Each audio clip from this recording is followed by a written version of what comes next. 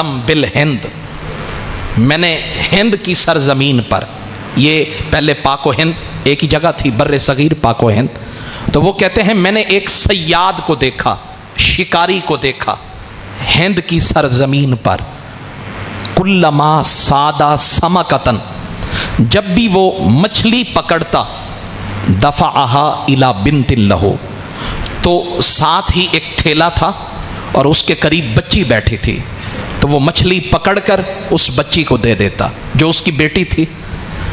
वो पकड़ता बड़ी जिद्दोजहद के साथ, बड़ी कोशिश करके, और फिर जब बच्ची को देता फतुरसिलुहा फिल मा, बच्ची पकड़ के पानी में छोड़ देती।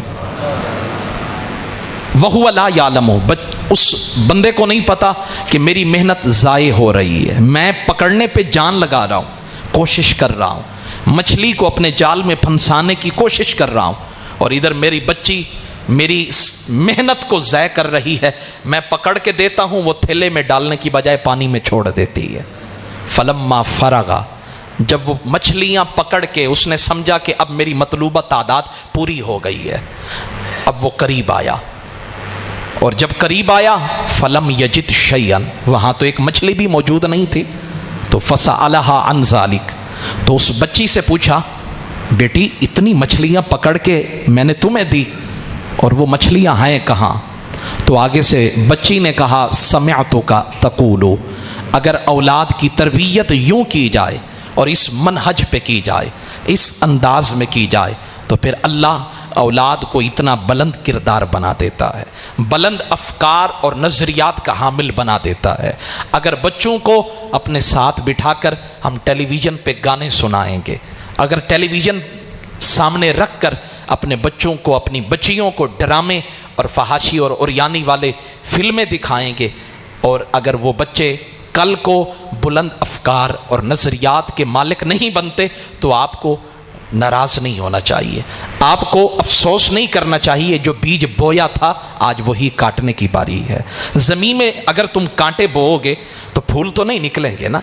ज़मीन में जो बोया है, अगर तुमने कपास, अगर उसका बीज बोया है तो फिर गंदम की उम्मीद ना रखो, और अगर गंदम का बीज बोया है तो फिर कमाद की उम्मीद ना रखो। ज़मीन में जो बोओगे वही काटोगे। तुमने अपने बच्चों के मुस्तकबिल के लिए उनके दिल और उनके दिमाग की बंजर ज़मीन पर जो बोया था वो फहाशी थी, वो उरियानी थी, वो फिल्मों और ड्रामों का जुल्म था।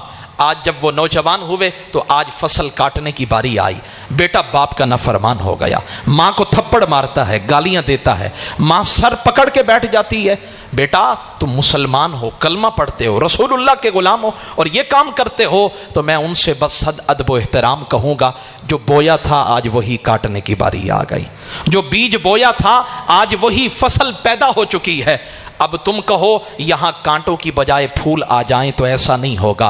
वो बच्ची जिसकी तरबियत आला मनहज पे की गई थी, वो बच्ची कहने लगी, समिअतु का तक़ूलु, बाबा जान एक दफ़ा मैंने सुना था आप कह रहे थे, अनिन नबी सल्लल्लाहु अलैहि वसल्लम, आपने आमना के लाल का फरमान बयान किया था और मैंने सुना था। तो बाबा कहने लगे, बेटी क्या बयान किया था? तो बेटी कहने लगी, आपने कहा था मेरे आका मक्की मदनी नबी, सब कहते सल्लल्लाहु, आपका फरमान है कि ला तक़उ समाकतुन फी शबकतिन इल्ला इज़ा गफला अन ज़िक्रिल्लाह, कहा कोई मछली उस वक्त तक जाल में नहीं फंसती जब तक कि वो अपने पैदा करने वाले जिक्र, उस रब के जिक्र से गाफिल ना हो जाए। ये मैंने सुना था, आपने कहा था कि कोई भी समंदर की, दरिया की मछली उस वक्त तक फंसती नहीं है, जाल में नहीं आती, जब तक कि वो अल्लाह का जिक्र भुला ना बैठे, गाफिल ना हो जाए। अगर वो गाफिल नहीं हुई तो फिर दुनिया का कोई शिकारी उसे अपने जाल में फंसा नहीं सकता। लेकिन उसकी सदा ये है, जब वो गाफिल हो जाती है तो फिर शिकारी के जाल में फंस जाती है। आज जब आप मछलियां पकड़ रहे थे तो मुझे वही आपका बयान किया हुआ फरमान मुस्तफ़ा याद आ गया, मुझे रसूलुल्लाह का वो फरमान याद आ गया, फ़करिहतु अन तअकुला शैआ, तो मैंने ये मुनासिब नहीं समझा वो मछली जो उसके जिक्र से गाफिल हो गई। रब के जिक्र से गाफिल हो गई। वो मछली मैं खाऊं आप खाएं मुझे मुनासिब नहीं लगा। आप सारा दिन मछलियां रहे, मैं पकड़ के पानी में छोड़ती रही।